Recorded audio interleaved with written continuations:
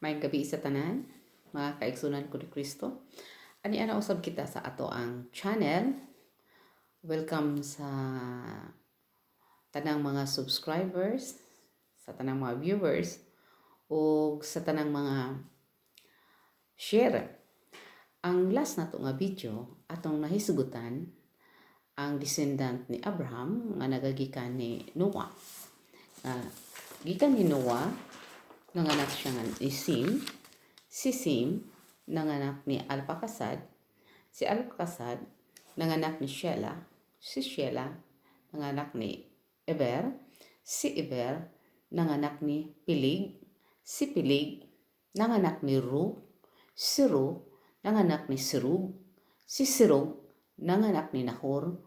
Ug si Nahor nanganak ang Tera nga mao ang amahan ni Abram, Nahor, ug ni Hanan. So ato usab na hisgutan ang tulo ka promise sa Ginoo ni Abraham nga mao ang promised land, nga mao ang ikaduha ang promise sa descendant, ang ikatulo promise sa blessing ug sa redemption. So atong nahibaluan nga si Abraham nagkatigulang na ug si Sarai. So usa ka higayon ana si Sarai nagsugyot kang Abram aron makaangkon og anak pakigdulog sa atong ulipon nga si Hagar nga usa ka Ehiptohanon. So si Abraham miuyon sa giingon ni Sarai. So hangtod nga nagsabak si Hagar ug dinhang tungora si Hagar gibiay-biay niya pag-ayo si Sarai tungod kay nahimo na siyang inahan sa anak ni Abram.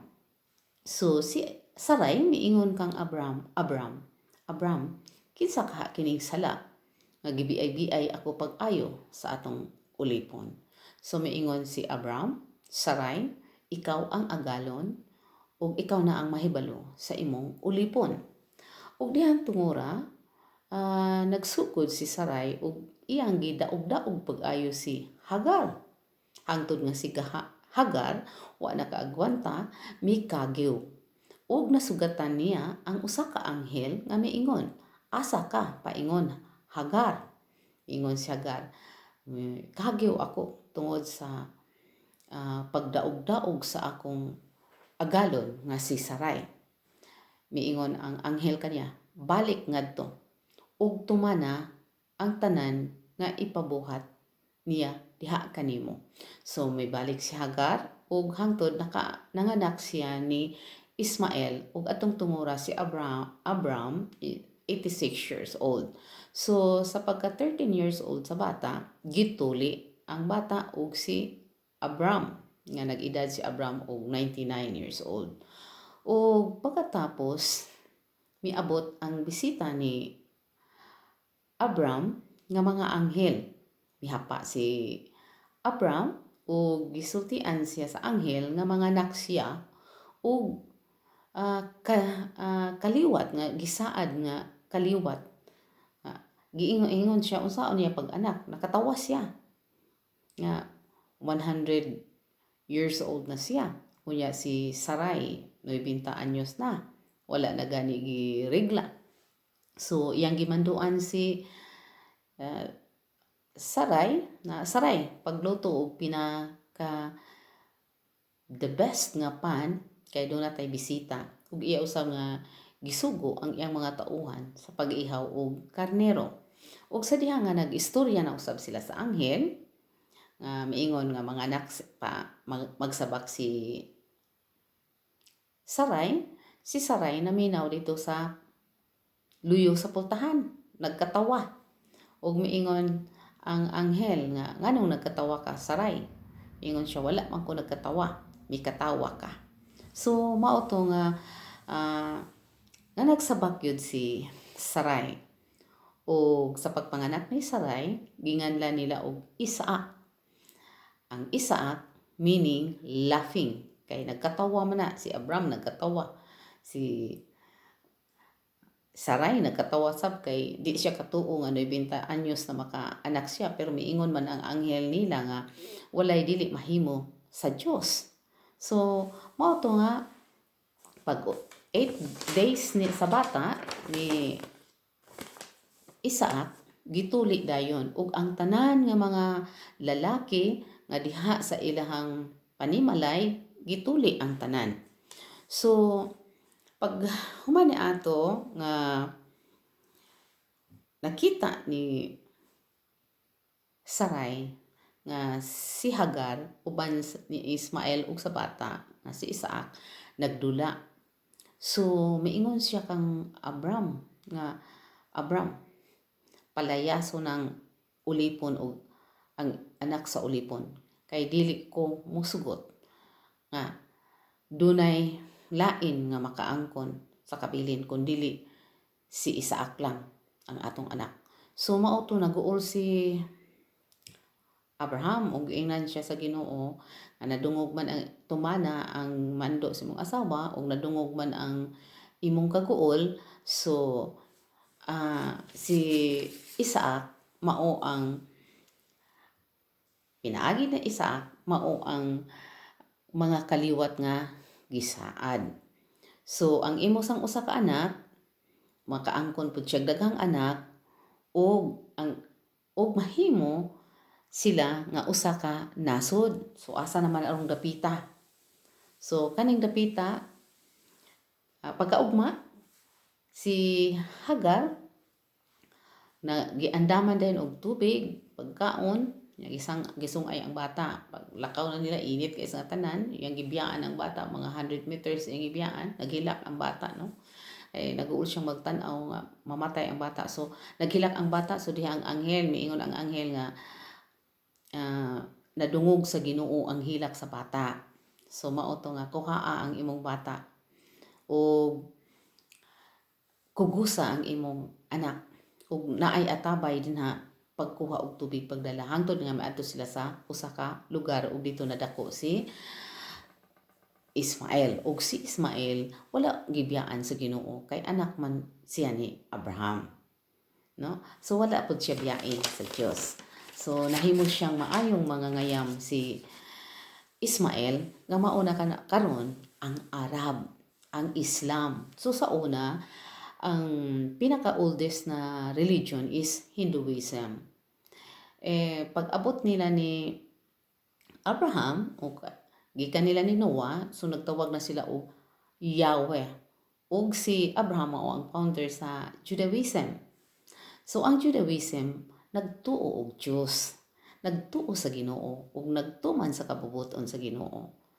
Sama ni Abraham, maminaw siya kung unsay isulti sa Ginoo. Mutuman siya kay obedient man ni si Abraham. Ug dako po kay siya pagtuo sa Ginoo. Nagsulti sa Ginoo niya, tuo din siya. No? Unya magampo din siya ug asa ga magpakita ang Ginoo sa iya, maghimo gyud na siya halaran. No? So mao na nga ang the four major religion, Hinduism, Judaism nga nagtawag sa una og Yahweh.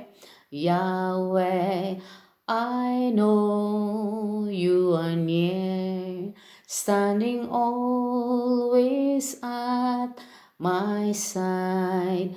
You guide me from the pool, and you lead me in ways everlasting. Everlasting si Yahweh, no? O sunod ana ang Christianity ug ang Islam. So ang Islam mao to si Ismael. Didto sa usa ka dakong nasod diha sa Arab. So natuman ang giingon nga si Isaac ang kaliwat nga gisaad sa Dios kay dinha nagagikan sa kaliwat ni Isaac, ni Abraham, ni Isaac, ni Jacob hangtod ni Jesus Christ. So si Jesus Christ mao ang katumanan. Katumanan ug ato pang mahibal-an nga sa kay Noah nga panahon sa arka, kahoy nga guper. Pag-abot ni Abraham, kahoy nga moral. Kung mapakita ang Ginoo, maghimo siya halaran. Kay balaang kahoy, nana ang balaang kahoy. Pag-abot ni Moses, sungkod. ug pag-abot ni Jesus Christ. Kahoy, giluwas ta sa kahoy, sa krus. Gilansang siya sa krus, sa kahoy, gilukat ta sa atong mga sala. So, mao na mga kaigsuunan ko ni Kristo nga ang Christianity miabot na panahon ni Jesus Christ. So, ang Judaism, si Mama Mary, Judaism to, masinugtanon sa Ginoo. Pero pag abot ni Kristo, mao na ni iyang gitukod ang Christianity.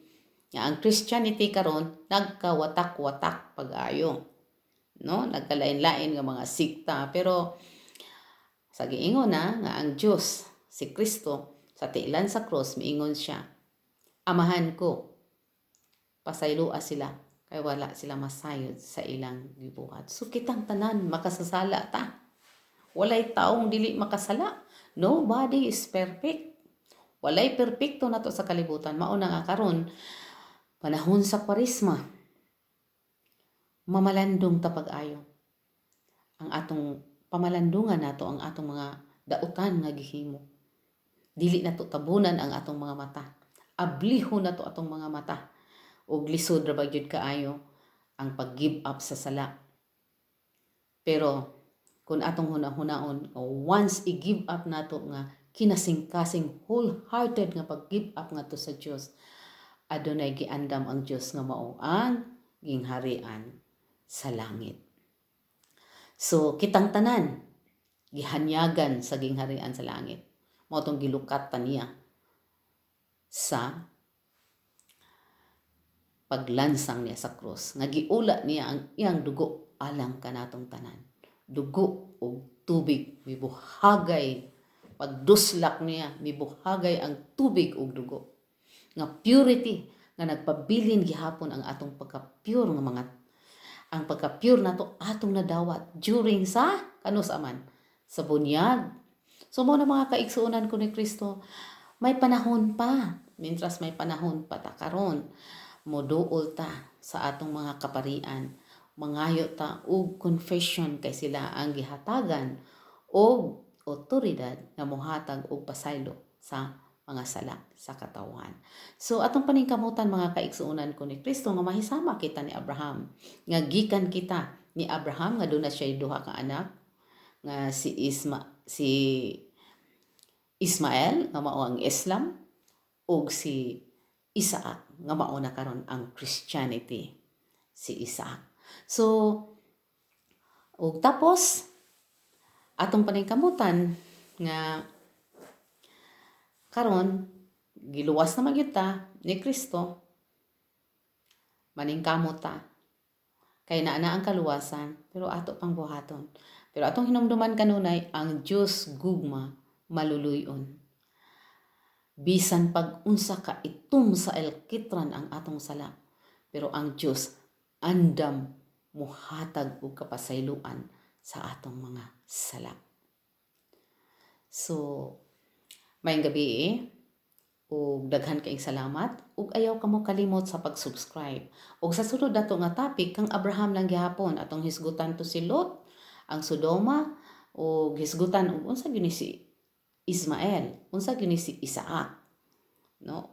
Ang kinabuhi ni Isaac hangtod ni Jacob, hangtod na ngadto na sa ato ang Ginoong Hesukristo nga nagpakataw aron lang kitang tanan makadawat sa gi-offer nga gingharian sa langit.